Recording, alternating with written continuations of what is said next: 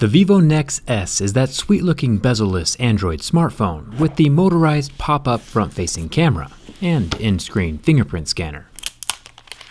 Probably the most futuristic smartphone we've tested so far this year. Even though it looks epic from the outside, I'm honestly more excited to take this one apart and review it from the inside. But, like always, we gotta test it first while it's all in one piece. Let's get started.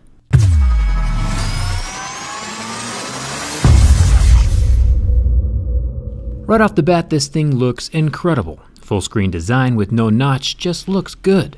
The colorful edge-to-edge display is impressive all by itself, but we aren't really here to talk about the screen. There's so much other weird tech inside of this phone to check out, starting with that camera. Just pops out of the top like a daisy in springtime. It activates by poking out like an accessory on R2-D2 each time I turn on the front-facing camera, and then retracts as soon as I switch back to the rear camera or exit the app. The sound you hear isn't the actual sound the hardware is making, it's an added effect. There's actually 3 sounds.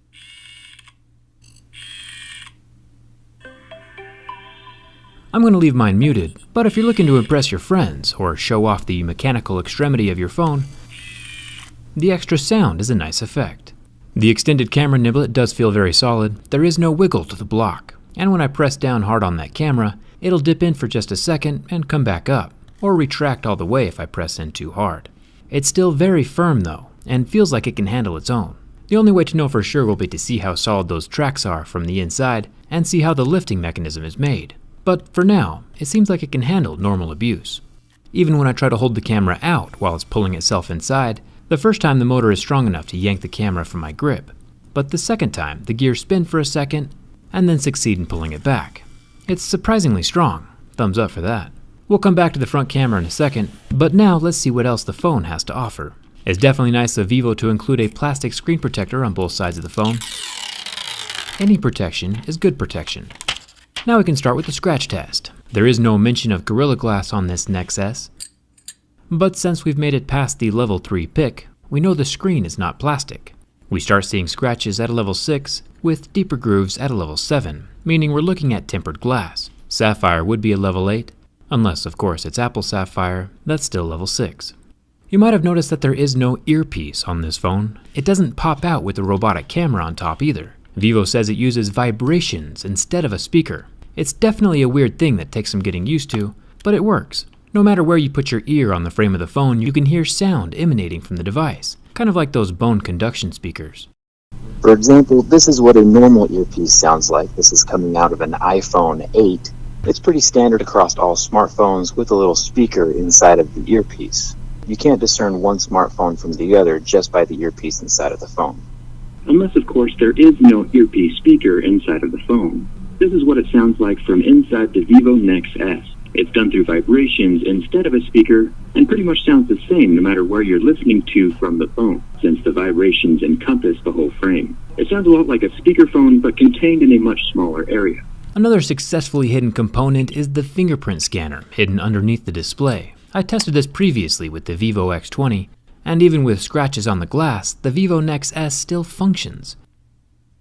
Hiding the scanner under the screen is pretty impressive, technologically and physically. I made a super in-depth video on what that particular component looks like with the Vivo X20. It's pretty magical. With a close-up look at this Nex display, you can't even see where the scanner is hidden, so they're doing a pretty good job.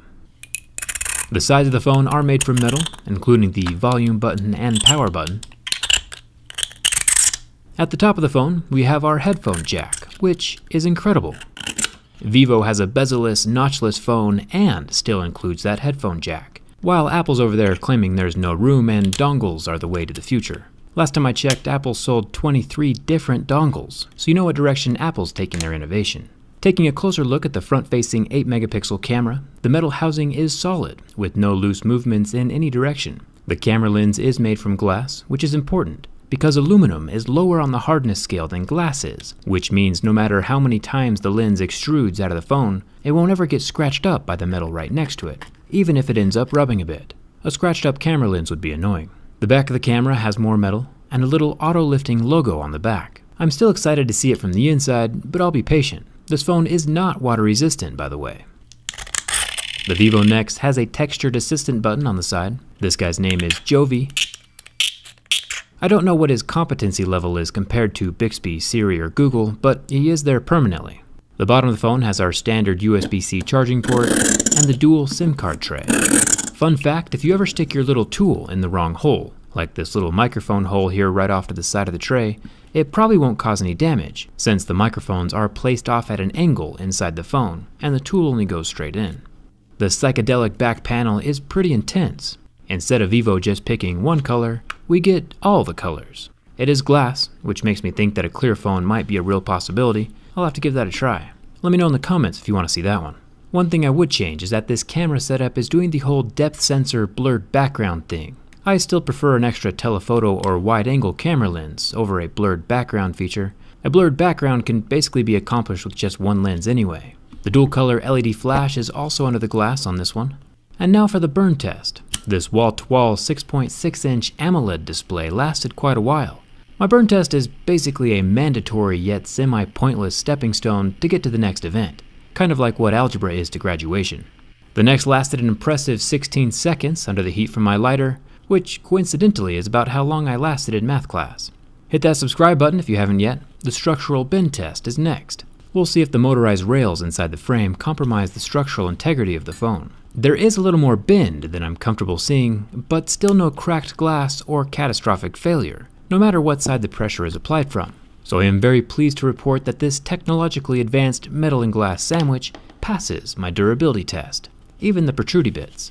Phones passing my test is a very good thing. It means that manufacturers are putting thought into the construction and the longevity of our devices, which is good for us as consumers and our wallets, but also the planet. Phones are pretty hard to recycle, so the longer they last, the better.